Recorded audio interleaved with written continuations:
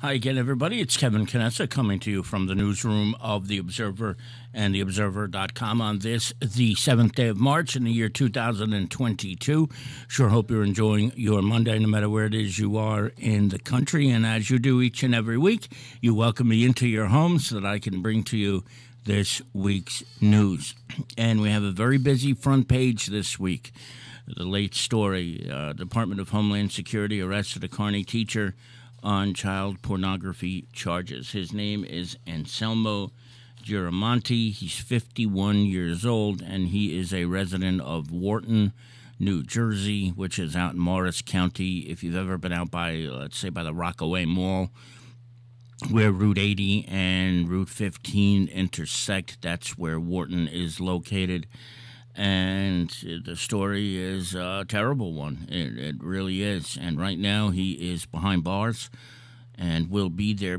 I believe he's on remand, so that means he will be behind bars until trial. I don't think he was granted bail, and I don't think he will be granted bail after his first appearance in court. You know, he's been suspended by the school district, obviously, pending the outcome of the investigation, and I would imagine what happens, the adjudication of the case, but it's an unfortunate situation. He taught Italian since 2006 in the district at numerous schools, including Lincoln. I would imagine high school, too. I don't know, but it does look like he's elementary, maybe, so I don't even know if he was at the high school, but that's where it stands right now. Patricia Blood, the superintendent of schools, cannot comment on this. It's a personnel matter, but the teacher has been with the district since 2006 teaching Italian, and that's about what we know as of now. And, of course, if anything else develops in this case, we will certainly inform you as soon as we know anything as well. But this is something we found early on Friday. Also on the front page of this week's edition, there are three stories. There was a pretty wild situation that developed on Saturday morning, about 8:45 a.m., lasted for 7 hours. Webster and Passaic Avenues. A man reportedly had a shotgun in his home and kept police at bay for 7 hours, eventually surrendered at 3:45 p.m. on Saturday afternoon. No one was hurt, fortunately. Thank goodness nobody was hurt. But it was a busy day for the Kearney Police Department and the Hudson County Regional SWAT team, which was also called to the scene. The man was taken to a hospital where he was undergoing evaluation and treatment for mental illness. There were no charges levied in this situation. It's remarkable how patient the Kearney Police Department had to be, and the SWAT team, to deal with such a situation and wait 7 hours before this situation resolved itself. But that's exactly what happened, and nobody was hurt, thank goodness. The chief was marching along in the big parade on St. Patrick's Day, but not really, in Nutley, and he had to leave early. You'll see he's in the picture that's on the front page marching in Nutley's parade, but then he had to go to the scene as he was, I guess, on call. But everything worked out great, and even though people had to shelter in place, people were very, very cognizant of that and very patient. And the chief thanked everybody for being so patient during a very, very long ordeal. And that leads us to the next thing on the front page. Nutley had its St. Patrick's Day parade on Saturday afternoon. Stepped off for the first time since 2020 itself. They had a parade in 2020, but not last year. They were one of the last ones to go off before the pandemic hit in 2020, but they returned. And we have a picture, thanks to our Teddy Lopez, of the St. Columkille Gaelic, United Gaelic bagpipers marching along in the parade. And they will do so again on Sunday, starting at 1 o'clock in the West Hudson St. Patrick's Day Parade, which is back for the first time this week since 2019. And in case you haven't heard, the Red Bulls changed their start time to 7 p.m. It was supposed to start at 2. Remember, the parade used to step off at 2, but they moved the parade back to 1 o'clock. they're keeping it at 1 o'clock for the parade, but the Red Bulls match for the home opener on Sunday has been moved to 7 p.m. So they actually did a good job moving that time. The Red Bulls. Moving along to the inside of this week's edition of The Observer, it is time already for registration for softball and baseball in the town of Kearney. And Ralph Kataffi, the Director of Recreation, has information available to any parents who need to register. You can register online or you can register in person at the Recreation Department at Kearney Town Hall.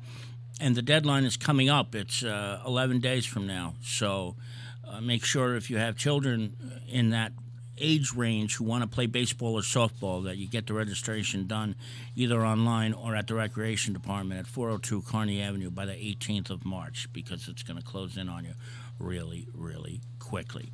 In a surprise move, this is something we haven't seen in over 20 years. The Belleville PBA endorsed Mike Melham for mayor of the township of Belleville. It's been, I guess they said, at least 20 years since Jerry DeGore was endorsed by the PBA. PBA doesn't often do this, so we have that story with you. Also, Tim Wagner's got this week's police blotter, and this guy they arrested spit at one of the cops. You know, it doesn't get much lower than that when this happens. It just, especially in a COVID world, I know it's not as bad as it's been, but it's just disgusting that human beings spit at each other, let alone a police officer just doing their job. So what was a simple situation became aggravated assault. So don't want to spit at anybody, but let alone a police officer. Going back to Belleville for a minute, Athena Z-H-E, I hope I'm pronouncing her name properly, is, I guess, what you would call Belleville's artist in residence, and she's put together a stunning display for Township Hall on the other side of the Passaic in solidarity with the people of the Ukraine. It's a remarkable pieces of art that she put together in the yellow and blue colors of the Ukrainian flag. And we have a little story about that, so I hope you check that out. My colleague Ron Lear has a story about the Coptic Church in Belleville. They are putting together a youth center, and that is coming along very, very nicely. So you check that out on page number 8, and it looks like it's going to be beautiful. He's got a rendering of it. And they're putting a lot of money into this project, which will certainly beautify the area as well. A couple of other smaller items this week. Kyle Ostansky, who is, of course, Heather's son from the Greeks, you all know Heather because you go to the Greeks all the time just like I do, is a member of the United States Marine Corps, and he's been promoted to the rank of Lance Corporal.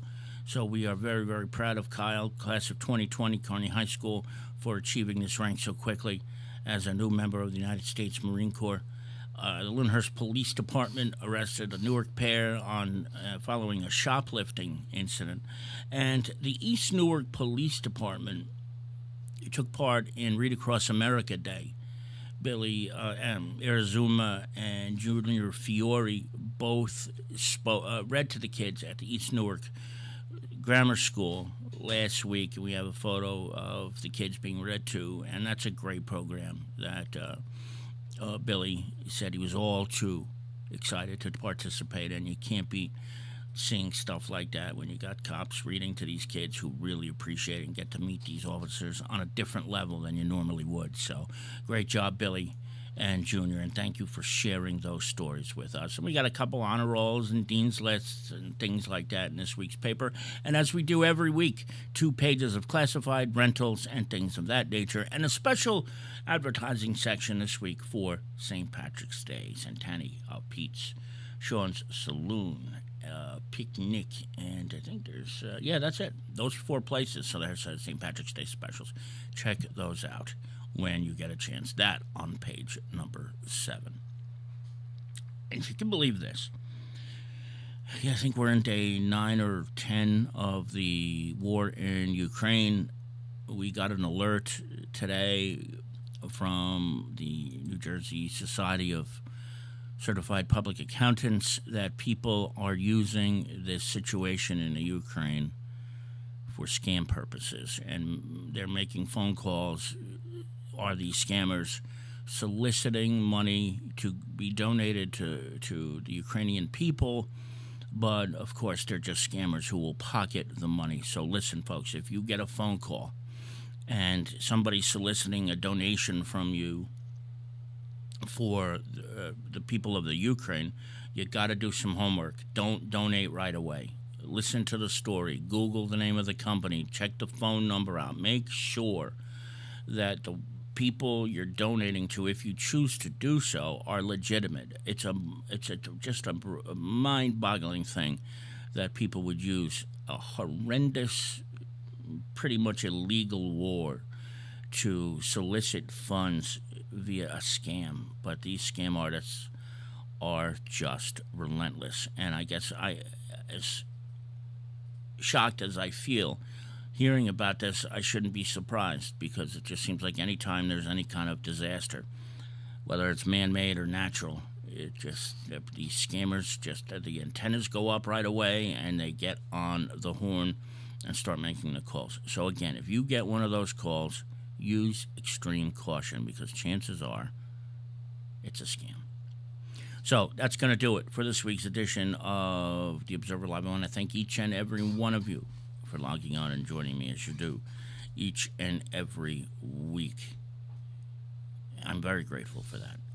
It's 75 degrees as I'm recording this, and it's going to go down to 40-something tonight. Why can't it just stay this way? Soon enough, I guess. From the newsroom of The Observer and TheObserver.com, Kevin Canessa signing off for now. We will see you back here again very, very soon. Take care, everybody. Stay warm.